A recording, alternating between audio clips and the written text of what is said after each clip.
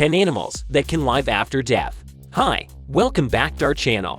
Today, we will share some of the interesting information about those animals who can live even after death. So first of all, can we humans be alive after death?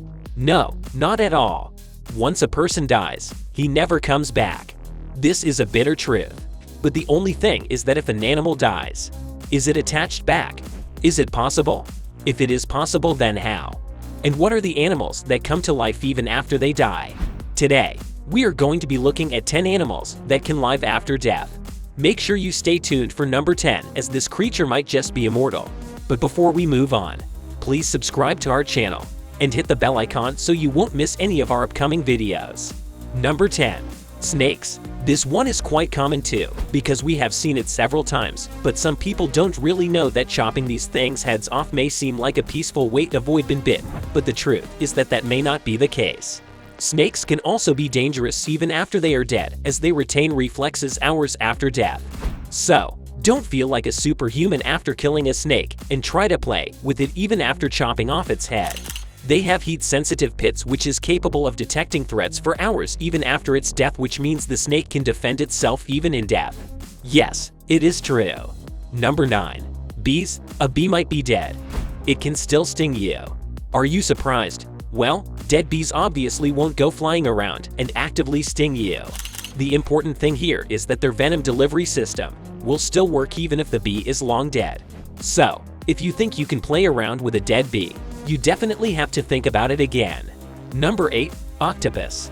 If you cut off an octopus's arm, the severed limb will still move about for at least an hour. The fact is, each arm has its own control system, a network of around 400,000 neurons that can guide its movements without any command from the creature's brain. Number 7. Chickens. There is a popular expression running around like a headless chicken.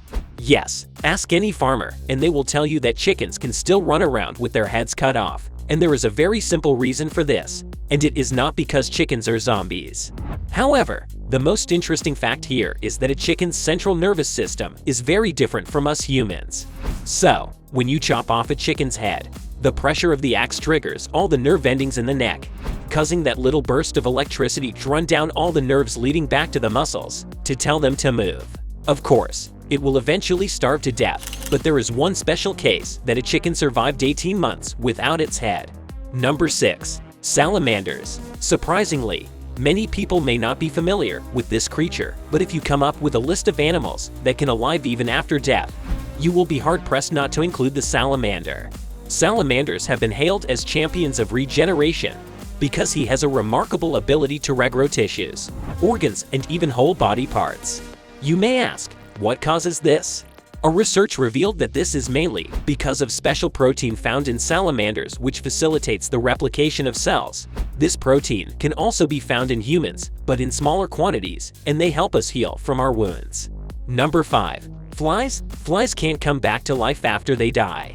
Although flies appear to emerge spontaneously back from the dead, it is actually new flies that you see. Flies have a brief life cycle that takes about 1 week for fly larvae to develop into adult flies. The female flies will live for several days after they have been decapitated, and they can do and engage in reflex actions such as flying and under duress, walking.